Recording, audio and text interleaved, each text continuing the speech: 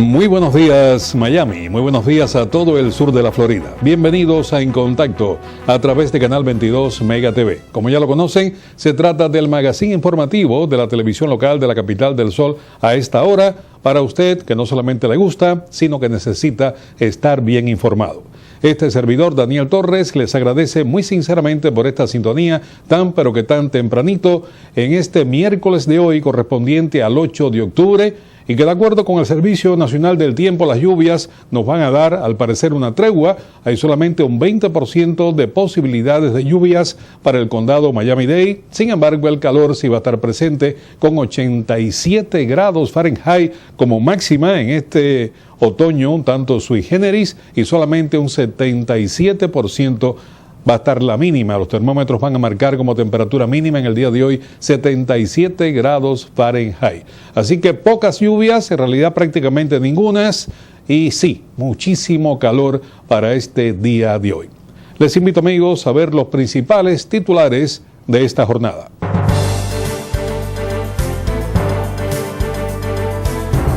Iniciaría Estados Unidos nuevos controles en aeropuertos para viajeros de países con ébola.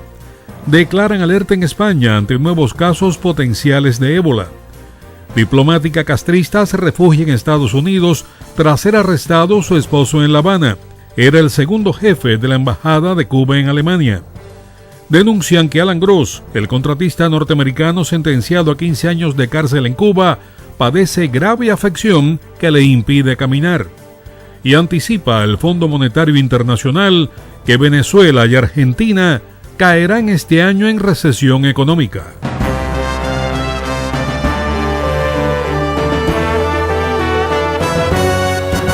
Amigos, y regresando de los titulares, quería referirme en el día de hoy a una entrevista que, como comenté en el día de ayer, diera al canal CBS a un programa que se denomina 60 Minutos, un excelente espacio informativo. Es el favorito realmente de los televidentes anglos acá en esta nación. Bueno, en este espacio, el actual director del Buró Federal de Investigaciones de los Estados Unidos, el señor James Comey, ahí lo tienen ustedes en pantalla, no solamente abordó las prácticas de seguridad intensa que tiene que desarrollar actualmente Estados Unidos porque el mundo ha cambiado y los ataques terroristas cada día pues son más permanentes. Incluso alertó en su momento sobre la posibilidad de que diferentes organizaciones terroristas que están actuando ahora, sobre todo entre Irak y Siria, pudieran estar planeando un nuevo ataque contra los Estados Unidos. Esto fue comentario en el día de ayer. Pero en esta propia entrevista, el director del FBI tocó un punto medular también que afecta indiscutiblemente no solamente a la inteligencia de los Estados Unidos, sino a la propia economía norteamericana. Y es el hackeo, o sea, la piratería cibernética que se establece sobre estamentos de la seguridad nacional y también contra compañías norteamericanas para robarles secretos industriales.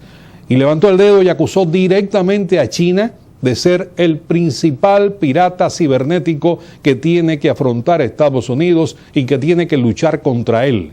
Y dijo que los ataques provenían no del ciudadano chino de a pie, sino del ejército y del gobierno chino, con nombres y apellidos.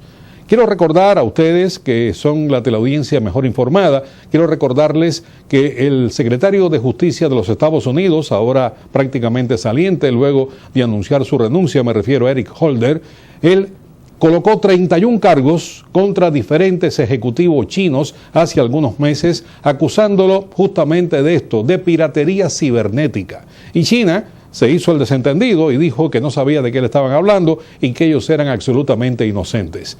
Pero la inteligencia norteamericana sabe exactamente que es China quien está tratando de obtener la gran cantidad de secretos, sobre todo, no solamente de inteligencia, sino tecnológicos de las diferentes compañías de Estados Unidos.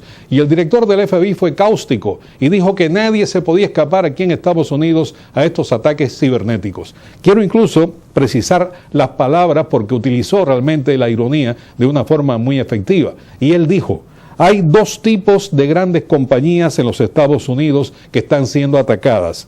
Las que han sido ya hackeadas por los chinos y las que aún no saben que han sido hackeadas por los chinos. O sea que nadie se escapa a esta ciberpiratería de China, que está siendo amamantada, auspiciada, organizada por el propio gobierno de Pekín, en el decir de este director del Buró Federal de Investigaciones, y por el propio ejército chino. Ante esto, ¿qué puede hacer Estados Unidos? Bueno, tratar de cada día más hacer controles en sus diferentes estructuras de la Internet cibernética para tratar de dar la mayor seguridad posible. Y por otra parte, también hacer conciencia entre aquellos que abordamos la Internet de que estamos a expensas de que cualquier pirata cibernético puede estarnos robando información, secretos, contraseñas e incluso cuentas bancarias. Así que el mensaje también va para usted. En menor medida va a ser atacado, pero indiscutiblemente tiene que tomar también algún tipo de actividad para proteger sobre todo sus cuentas bancarias, sus tarjetas de crédito. Hay una proclividad ahora a hacerlo todo a través de la Internet y aquí es donde justamente radica el peligro. Bueno, amigos, cambio de tema. Y quiero echar un vistazo, hablando de economías y hablando de problemas económicos, quería echar un vistazo a la economía venezolana, que cada día va como el tango, cuesta abajo en la rodada. Lo que pasa es que este cuesta abajo no tiene para cuándo acabar. Y cada vez que obtengo una información económica sobre Venezuela, está peor y está peor y está peor y está prácticamente en el subsuelo.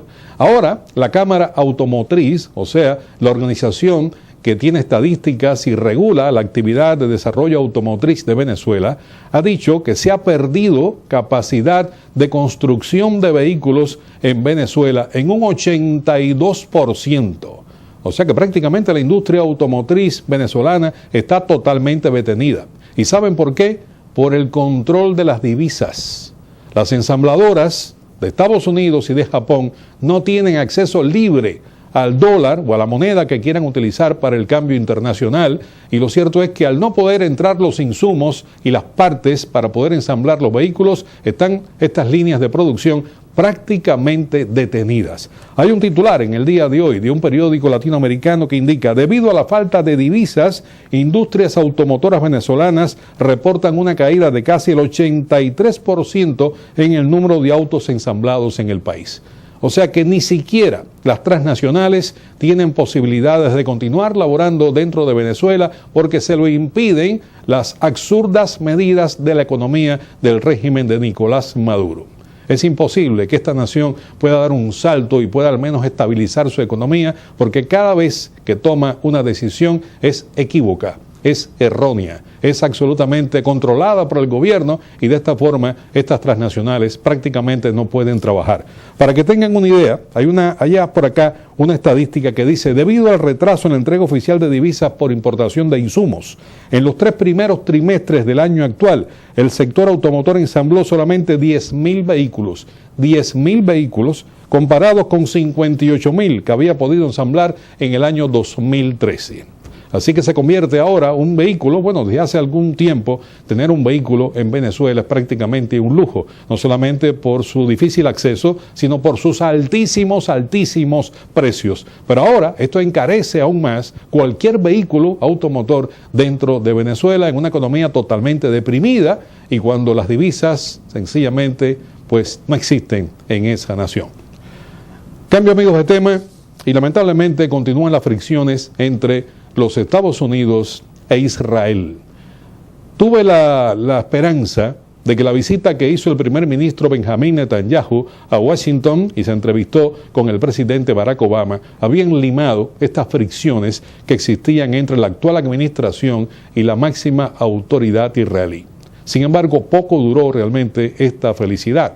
Inmediatamente que Netanyahu partió de los Estados Unidos y tuvo que enfrentar el día a día dentro de Israel, condenó los comentarios que se habían hecho en Washington con referencia a que esta administración no estaba de acuerdo con que Israel continuara desarrollando asentamientos en territorios ocupados de Palestina.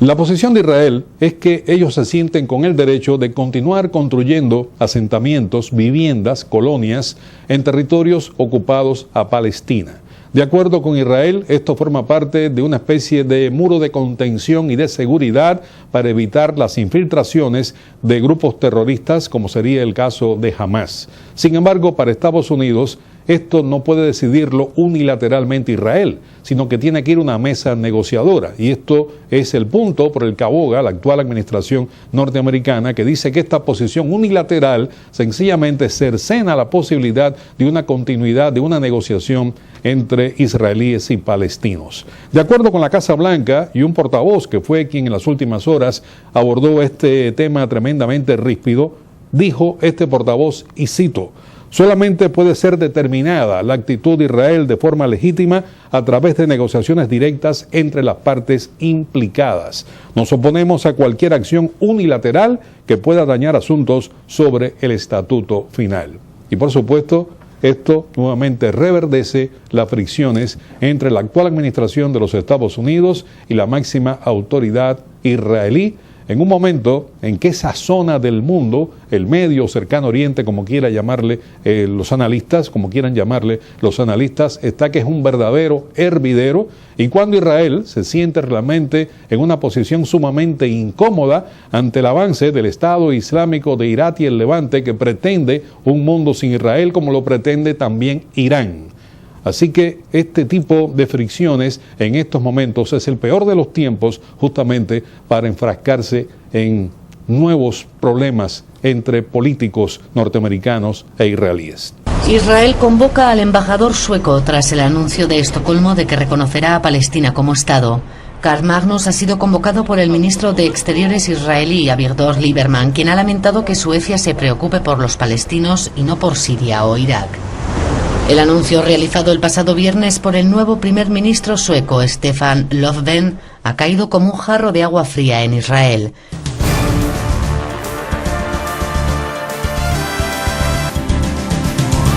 Este tema no lo hemos abordado en este programa, esperando que realmente prosperara un tanto y se llegara a algún tipo de conclusión.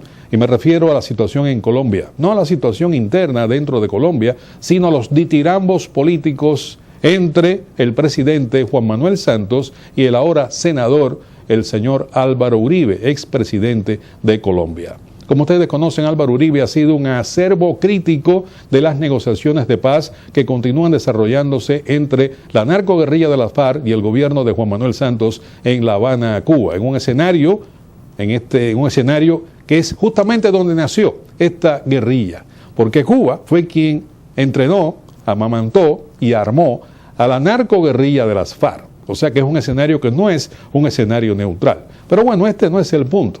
El asunto es que ahora Juan Manuel Santos está atacando al señor Álvaro Uribe de él también haber intentado desarrollar conversaciones de paz con las FARC. Y no lo ha negado Álvaro Uribe, ha dicho que efectivamente en 26 oportunidades durante su mandato, en una década, en un tiempo que oscila entre los años 2005 y 2006, él intentó negociar con las FARC y trató de dar un espacio desmilitarizado para este tipo de negociación o trasladarlas al Brasil, que era un país absolutamente neutral. Pero por supuesto, negociaciones que fueran lógicas, negociaciones que fueran para lograr una paz duradera en Colombia. Porque quiero comentar con ustedes lo siguiente: lo importante desde mi modesto punto de vista no es si se quiere negociar o no con las FARC, sino en qué forma se negocia con las FARC. En el caso de Álvaro Uribe, partió de una premisa que era abolir la impunidad. No iba a existir la impunidad. Iban a ser juzgados los criminales, iban a ser encarcelados los que cometieron delitos, iba a desaparecer la guerrilla como tal y tenía que desarmarse, entregarse e insertarse en la vida absolutamente civil. Este era el punto de vista. En el caso de Juan Manuel Santos, le ha dado un espacio de negociación a la narcoguerrilla de las FARC, que en opinión de los críticos es demasiado amplio, es demasiado extenso, le da demasiada participación a la FARC para cualquier tipo de decisión. Pero por otra parte, la guerrilla insiste en cambiar el modelo de desarrollo del país a un modelo de izquierda dentro de Colombia, establecer este tipo de modelo al estilo de Venezuela, al estilo de Bolivia, al estilo del Ecuador. Y para Álvaro Uribe esto es absoluta y totalmente inaceptable. Por eso me parece que lo importante, hay algunas personas que dicen, está contra la pared en estos momentos Álvaro Uribe porque el presidente Juan Manuel Santos acaba de demostrarle que él también se acercó a la FARC. El propio Uribe ha dicho que sí, que efectivamente, es más, ha dicho que en 26 oportunidades, pero Vuelvo al punto, este no es el asunto es en qué manera se negocia. Yo pudiera sentarme con mi enemigo y decirle, usted claudica por completo y se atiene a las leyes que vamos ahora a recordarles a ustedes que existen en esta nación, asidas a la Constitución del país. Y por lo tanto hay que acoplarse a esta Constitución que es absolutamente legal y es la que rige las normas en la nación.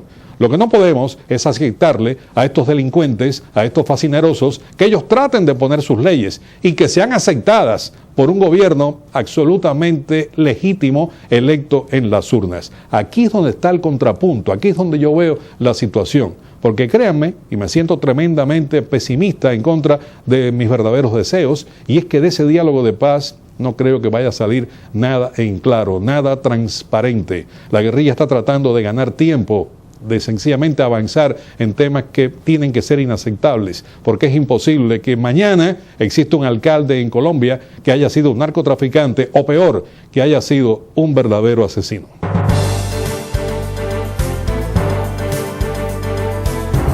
Iniciaría Estados Unidos nuevos controles en aeropuertos para viajeros de países con ébola.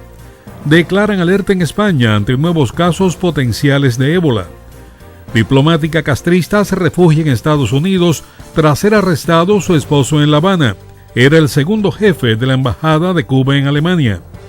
Denuncian que Alan Gross, el contratista norteamericano sentenciado a 15 años de cárcel en Cuba, padece grave afección que le impide caminar. Y anticipa el Fondo Monetario Internacional que Venezuela y Argentina caerán este año en recesión económica.